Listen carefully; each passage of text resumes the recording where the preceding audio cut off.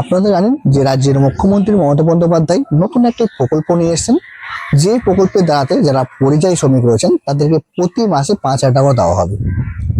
এই ঘোষণা হওয়ার পর থেকেই অনেকের মনের মধ্যে একটি কোশ্চেন রয়েছেন যে সে টাকাটা কি শুধু পরিযায়ী শ্রমিকরাই পাবে?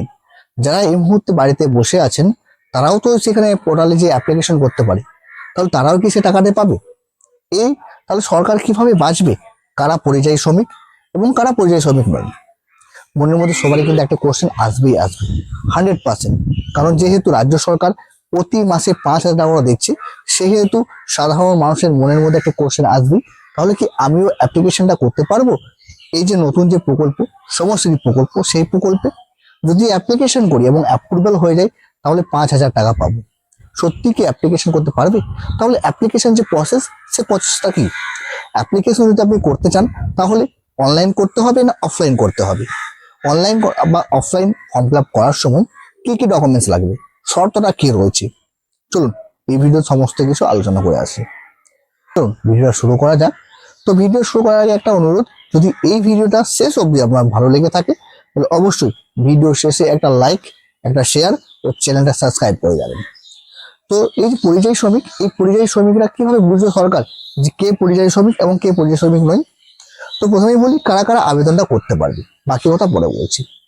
যারা এই মুহূর্তে বাইরে কাজ করছে, পশ্চিমবঙ্গের বাইরে এই মুহূর্তে কাজ করছে বা এর আগে কাজ করেছিল, এখন বর্তমানে বাড়িতে চলে এসছে, তাদের সবাই কিন্তু এই যে পরিযায়ী শ্রমিকের আওতায় নিয়ে আসা হয়েছে এবং তারা সবাই সমশ্রী প্রকল্পে দাঁড়াতে কিন্তু অ্যাপ্লিকেশনটা করতে পারবে।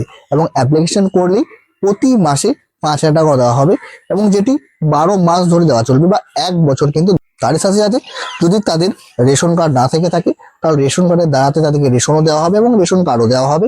তার সাথে স্বাস্থ্যসাথী কার্ড যেটি রয়েছে সেই স্বাস্থ্যসাথী কার্ডটাও কিন্তু তাদেরকে তৈরি করে দেওয়া হবে। এবার অনেকের মনের মধ্যে রয়েছে তাহলে যে ফর্ম ফিল আপ, সেই ফর্ম ফিল আপটা কবে থেকে শুরু হবে এবং কিভাবে শুরু হবে? তো এই মুহূর্তে যে নতুন যে প্রকল্পটির কথা বলা হয়েছে, এই প্রকল্পটি জাস্ট রাজ্যের মুখ্যমন্ত্রী এখন ঘোষণা করেছেন। তবে বলেছেন উনি খুব শিগগিরই কিন্তু একটা নতুন পোর্টাল শুরু হবে যেখানে আবেদনটা করতে পারবেন। খুবই শিগগিরই কিন্তু নতুন একটি পোর্টাল শুরু হবে সমশ্রী প্রকল্পে এবং সেখানে পরিযায়ী শ্রমিকরা সরাসরি সেখানে আবেদনটা করতে পারবে। এছাড়াও অফলাইনও আবেদন করার প্রসেস রয়েছে, দুয়ারে সরকার বা পাড়ার সমস্যা পাড়ার সমাধান যেখানে হবে সেখানেও কিন্তু আবেদনটা করতে পারবে। এবারে কি কি ডকুমেন্টস লাগতে পারে দেখুন। এর আগে একবার আপনাদের মনে থাকবে যে করোনা ভাইরাসের পরে কিন্তু অনেক পরিযায়ী শ্রমিকরা বাড়ি চলে এসেছিল, তখন নতুন একটি প্রকল্প শুরু হয়েছিল পরিযায়ী শ্রমিকদের রেজিস্ট্রেশন প্রসেস। অনেকেই কিন্তু রেজিস্ট্রেশনটা করেছিলেন, অবশ্যই আপনাদের মনে থাকবে।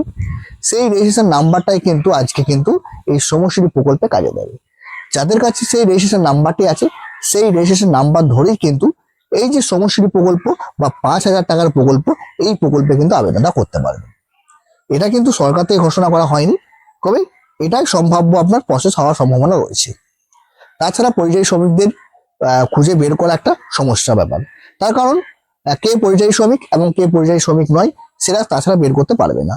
তার কারণ হচ্ছে এর আগেই কিন্তু পরিযায়ী শ্রমিকদের জন্য একটি পোর্টাল লঞ্চ করা হয়েছে এবং সেখানে পরিযায়ী শ্রমিকদের রেজিস্ট্রেশন করা বলা হয়েছিল এবং সেই পোর্টাল ধরে বা সেই রেজিস্ট্রেশন নাম্বার ধরেই কিন্তু এই সমশ্রী প্রকল্প, এই সমশ্রী প্রকল্পতে কিন্তু আবেদনটা করা শুরু হবে। অনেকে এখানে মনের মধ্যে কোশ্চেন আসবে, তো আমার তো পরিযায়ী শ্রমিক এখনো রেজিস্ট্রেশন করা হয়নি, তাদেরকে বলবো এই মুহূর্তে আবার নতুন করে পরিযায়ী শ্রমিকদের জন্য যে পোর্টালটা, সেই পোর্টালটা আবার রিলঞ্চ করা হবে বা আপনার দুয়ারে সরকার বা পাড়ার সমাধানে সেখানে কিন্তু নতুন করে আবার রেজিস্ট্রেশনটা শুরু হবে। সেখানে পরিযায়ী শ্রমিকের জন্য রেজিস্ট্রেশন করতে হবে, তারপরে তারা কিন্তু যে সমশ্রী প্রকল্প বা 5,000 টাকার প্রকল্প সেখানে কিন্তু আবেদনটা করতে পারবেন। এটা হওয়ার সম্ভাবনা রয়েছে। আপনার যে প্রসেসটা এখান থেকে কিন্তু সরকার বুঝতে পারবে কে পরিযায়ী শ্রমিক এবং কে পরিযায়ী শ্রমিক। তার কারণ পরিযায়ী শ্রমিক যখন ফর্ম ফিল আপ করতে হয় বা রেজিস্ট্রেশন করতে হয় তখন কিন্তু আপনাকে কোথায় কাজ করছেন এবং কতদিন ধরে করছেন, কোন ডিপার্টমেন্টে করছেন, ফুল ডিটেলস দিয়ে কিন্তু পরিযায়ী শ্রমিকের একটা রেজিস্ট্রেশনটা প্রসেস হয় এবং সেখান থেকে প্রমাণিত হয়ে যাচ্ছে কে পরিযায়ী শ্রমিক বা কে পরিযায়ী শ্রমিক নয়।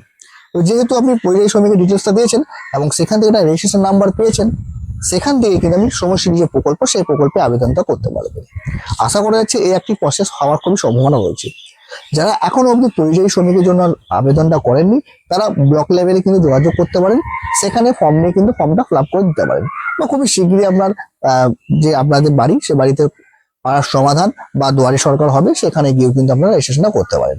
এছাড়াও যদি আপনার পরিযায়ী শ্রমিকের রেজিস্ট্রেশনটা না হয়ে থাকে, তাহলে অবশ্যই রাজ্যের মুখ্যমন্ত্রী কিন্তু বলেছেন যে আপনার খুবই শিগগিরই পাড়ার সমাধানে বা দুয়ারে সরকারি সেখানে কিন্তু সরাসরি এই যে শ্রমশ্রী প্রকল্প, সেই শ্রমশ্রী প্রকল্পের জন্যও কিন্তু সেই আবেদনটা শুরু হবে। এছাড়াও খুবই শীঘ্রই একটা হেল্পলাইন নাম্বারও বের করা হবে এবং একটা পোর্টালও বের করা হবে, সেখানেও কিন্তু সমস্ত ইনফরমেশনটা আপনারা ইনপুট করতে পারেন এবং সরাসরি সেটা কিন্তু সরকারের কাছে পৌঁছে যাবে। এখনো অবধি স্পষ্ট হয়নি প্রসেসটা, তবে এখনো যেহেতু কোনো ওয়েবসাইট এখনো লঞ্চ হয়নি, জাস্ট এটা একটা ঘোষণা হয়েছে যে এই প্রকল্পের দ্বারাতে পরিযায়ী শ্রমিকদেরকে টাকা দেওয়া হবে। খুবই শীঘ্রই কিন্তু পোর্টাল লঞ্চ হবে বা ফুল ডিটেলস একটা ডেডিকেটেড ইনফরমেশন আসবে, তখনই কিন্তু বাকি ডিটেলসটা কিন্তু বলা যাবে। তো সেই সমস্ত আপডেট এবং ইনফরমেশন পাওয়ার জন্য আমাদের চ্যানেলটা সাবস্ক্রাইব করে রাখতে হবে। যদি আমাদের চ্যানেলটা এখনো সাবস্ক্রাইব না করেছেন তো অনুরোধ রইল চ্যানেলটা একটু সাবস্ক্রাইব করা হবে।